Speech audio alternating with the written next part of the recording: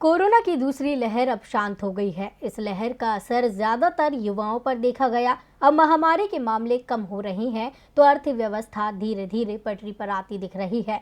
लेकिन इस बीच वैज्ञानिकों ने कोरोना की तीसरी लहर जल्द आने के संकेत दिए हैं। तो कब तक आ सकती है कोरोना की तीसरी लहर और किस पर होगा सबसे ज्यादा असर, देखिए ये रिपोर्ट। कोरोना की दूसरी लहर ने देश को जबरदस्त नुकसान पहुंचाया था। लाखों लोगों की जान तो गई ही थी, साथ ही आर्थिक नुकसान भी देश को उठाना पड़ा था।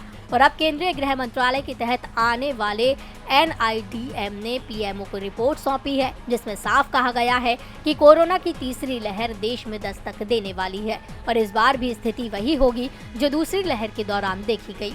सरकार ने दूसरी लहर से कोई सबक नहीं लिया है और तीसरी लहर के लिए अभी भी तैयारियां नहीं की गई है। NIDM ने अपनी रिपोर्ट में कहा है कि तीसरी लहर का पीक अक्टूबर में आ सकता है। इस बात के पर्याप्त सबूत नहीं मिले हैं कि बच्चों पर इस वायरस का असर ज्यादा होगा, लेकिन बच्चों पर इसका असर जरूर देखा जाएगा, क्योंकि भारत में बच्चों को टीके अभी तक नहीं लगे हैं। रिपोर्ट में कहा गया है कि बच्चों में कोरोना का संक्रमण बिना लक्षण वाला देखा गया था। रिपोर्ट में कहा गया है कि देश में जल्द से जल्द बच्चों के लिए वैक्सीन की शुरुआत की जाए, लेकिन बच्चों की वैक्सीन को मंजूरी देने से पहले उनके क्लिनिकल ट्रायल के डाटा की अच्छी तरह से समीक्षा की जाए। केंद्रीय स्वास्थ्य मंत्रालय ने खुलासा किया है कि अभी तक कोरोना के चलते जो भी बच्चे अस्पताल में भर्ती कराए गए थे, उनमें से 60 से 70% मामले ऐसे थे जिनमें बच्चों को या तो पहले से कोई बीमारी थी या फिर उनकी इम्यूनिटी कमजोर थी।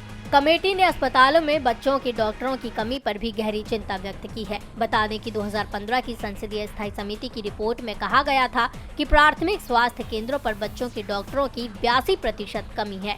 सामुदायिक स्वास्थ्य केंद्रों में बच्चों के डॉक्टरों के 62% पद खाली हैं। DV लाइव की रिपोर्ट।